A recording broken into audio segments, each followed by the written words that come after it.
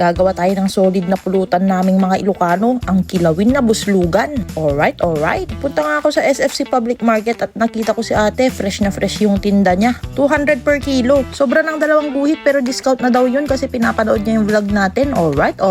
Pagka-uwi, nalis ko yung laman loob at hinugasan itong isda. Hindi ko na nga pinakita, madugo kasi yung process. Kaya finilay ko na lang dito sa video. Nalis lang natin yung mga tinik niya at yung mga matitigas na part, then hiniwa natin ng bite size. Pula-pula nga yung isdang buslugan. Preskong-presko kaya siguradong manamis-namis yan. Sabi ng iba, mas masarap daw ikilaw ang isdang buslugan kaysa sa yellowfin. O ba yun mga kapulutan? Comment down if nag-agree kayo. Alright. After natin mahiwa, titimplahan na natin ng sibuyas na pampaimas, sili para spicy, luya pang tanggal lansa, asin at paminta. Sa pang-asim natin, hindi ako naglagay ng suka para hindi tumigas yung isda. Lemon juice lang, mga 2 piraso. Pwede namang kalamansi juice kung wala kayong lemon. Saka natin hahaluin ng may kasamang pagmamahal. Pwede nga ring ulamin to mga kapulutan. I-partner sa ibang ulam. Pero mas the best, pulutanin. Alright.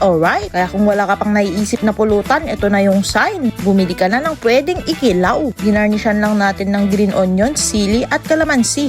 Partneran pa ng Embassy Whiskey. Mapapashish ka na lang. Cheers para sa mga solid supporters natin dyan. Isang tagay with masarap na pulutan, kilawin na buslugan. Napaka-solid, napakasarap. Wala na naman akong masabi kundi alright.